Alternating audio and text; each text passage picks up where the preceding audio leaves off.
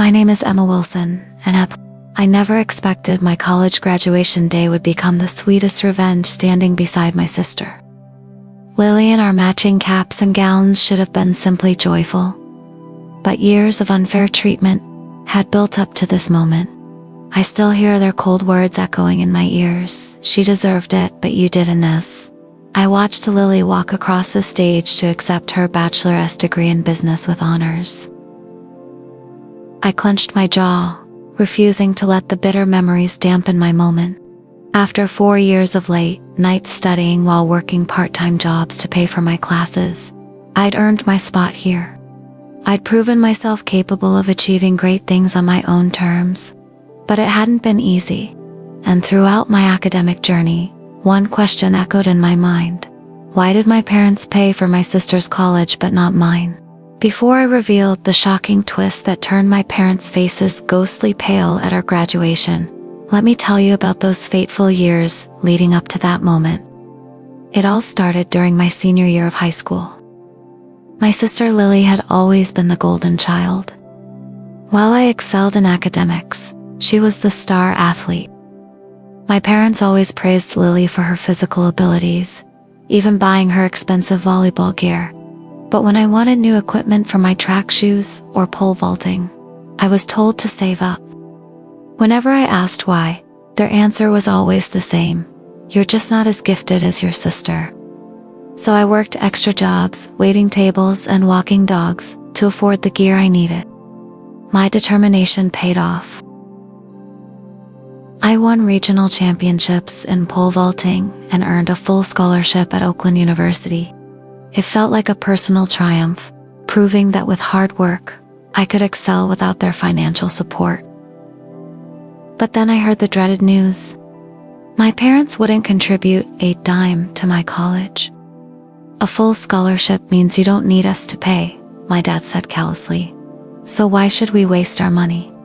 To make matters worse, they dropped the bombshell that they were saving every penny to fund Lily's education. I couldn't believe it. Despite having good jobs, they chose to burden Lily with student loans instead of using their savings. It didn't make sense. But I got a full scholarship, I protested. I won't need much financial help. That's different, my mom replied dismissively. And besides, your sister plans to major in business. College will be more expensive for her. I knew they were biased towards Lily, but this felt like blatant favoritism. I confronted them, demanding an explanation. Dad sighed, running a hand through his thinning hair. Your sister can make something of herself after college, get a good job and pay back her loans. You're talented athletically, so you won't struggle finding a job. That's what they thought. I managed my finances wisely, juggling tuition fees and living expenses with the aid of scholarships and grants. In my junior year, I secured an on-campus job as a writing tutor, further reducing my financial strain. Throughout my studies, I faced challenges, but I refused to let them see me falter. I proved them wrong by making Dean's List every semester, while maintaining a rigorous training schedule. Meanwhile, Lily attended a prestigious university, but she wasn't performing as well as they'd hoped. Her grades were mediocre, and she rarely made it to volleyball practice.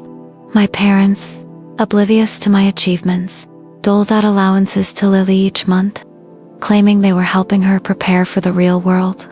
Meanwhile, I bought my own books and supplies, working extra hours to earn spending money, but I didn't complain. Instead, I channeled my frustration into proving them wrong. As graduation approached, I couldn't help but feel bitterness towards my parents.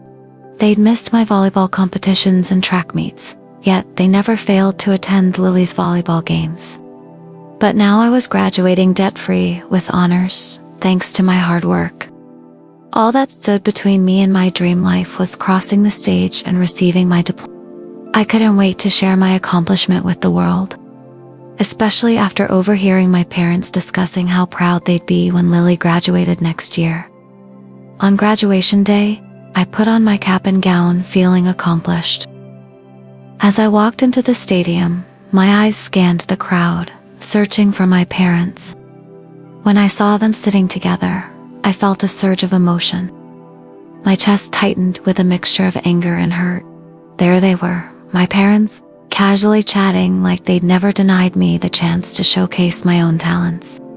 My sister Lily sat beside them, looking elegant in her own cap and gown. My jaw clenched. She hadn't had to endure the struggles I had, yet somehow she seemed less deserving of this moment. As I took my seat, my heart pounded against my ribs, threatening to burst out. Soon, it was my turn to walk across the stage. I stepped forward, my head held high. I could hear my name being called, and suddenly it felt surreal. My parents' faces appeared in front of me, their expressions unreadable. I reached out to grab my diploma, then turned to face the audience. That's when I saw it. The disappointment and regret etched on my parents' faces. It was as if they realized too late what they'd missed out on. Years of sacrifice, hard work, and resilience culminated in this moment. It was my time to shine, and in that instant, I understood my actions over the past 6 years had consequences. They'd sown the seeds of doubt and regret, and now they were reaping the bitter fruit of their choices. I could read their lips. "She looks just like her mother," my mom whispered, her voice laced with surprise. "How did she do it?" Dad added, shaking his head in disbelief. Their hushed whispers carried across the room, causing a few heads to turn. I ignored them, savoring the cheers and applause. As I walked past my parents, I saw the flicker of recognition in their eyes. It was a mix of shock and dawning realization. The sweet taste of revenge filled my mouth as I realized they finally understood what they'd done. But this was my moment, not theirs. After all, I'd worked tirelessly to prove myself, not for their approval, but for my own. The ceremony continued, and soon it was Lily's turn to cross the stage. As I watched her from afar, a strange mix of emotions surged within me. She looked beautiful in her cap and gown, radiating the kind of confidence that comes from knowing your parents are watching proudly. In that moment, I remembered the years of shared laughter, secrets and dreams we'd once had before our paths diverged. It brought back painful memories of our close bond, which my parents had inadvertently broken. A pang of longing hit me, wishing things could have been different. Yet as Lily walked past our parents in the audience, I noticed a shift in their demeanor. Their faces, usually beaming with pride, were now etched with worry. It was subtle, but I couldn't help but notice the tension in their shoulders, the way they leaned closer to each other as if seeking solace. As I watched them, a realization dawned on me. The look on their faces wasn't just about Lily's graduation. It was a reflection of the distance that had grown between us since the events of my senior year. It was the realization that despite their efforts to rebuild bridges, the scars of the past ran deep. After the ceremony, we gathered at our favorite childhood restaurant to celebrate. It was supposed to be a joyous occasion, a time to reminisce about our shared history and the future that lay ahead. Yet as we reminisced about old times, a somber mood hung over our table. Dad cleared his throat, attempting a smile. "So, you're all grown up and ready to take on the world," he said, his voice laced with forced cheerfulness. "Well, thanks to scholarships and hard work, I am," I replied, meeting his gaze directly. "And actually, I already have a job lined up as a writer and editor at a publishing house in New York City." I couldn't help but add, "I managed to achieve all this without any student loans." Mom shifted uncomfortably in her seat. "That's wonderful, Emma," she stammered, reaching out to squeeze my hand. "We're so proud of you." But their congratulations lacked sincerity. Lily, ever the peacemaker, tried to lighten the mood. "Hey, let's not dwell on the past," she said, raising her glass. "Here's to new beginnings and exciting adventures." We all clinked glasses, but I saw the apprehension in my parents' eyes. They were treading on eggshells around me. It was clear they felt the weight of their past decisions and the strained relationship they'd created. As the evening wore on, I could sense the tension building. I noticed my parents exchanging uneasy glances. I knew they were grappling with the consequences of their choices. The silence became heavy with unspoken words and regrets. Then it happened. Just as I was about to leave, my dad stopped me. "Emma," he began, his voice unusually serious. "We need to talk." I hesitated, wondering what he wanted to say. The facade of joviality had fallen away, revealing the gravity of the situation. We stepped out into the cool night air, leaving Lily and the others behind. "Look, Emma," my dad started. "We're sorry about the past. It was a mistake to favor Lily. We know we haven't shown you the love and support you deserve." I stared at my feet, fighting back tears. "It feels like you've always compared me to Lily. I never felt like I had a chance." "We're sorry," my mom chimed in, placing a hand on my shoulder. "We'll try to make it right. How can you fix it now?" I asked, my voice trembling.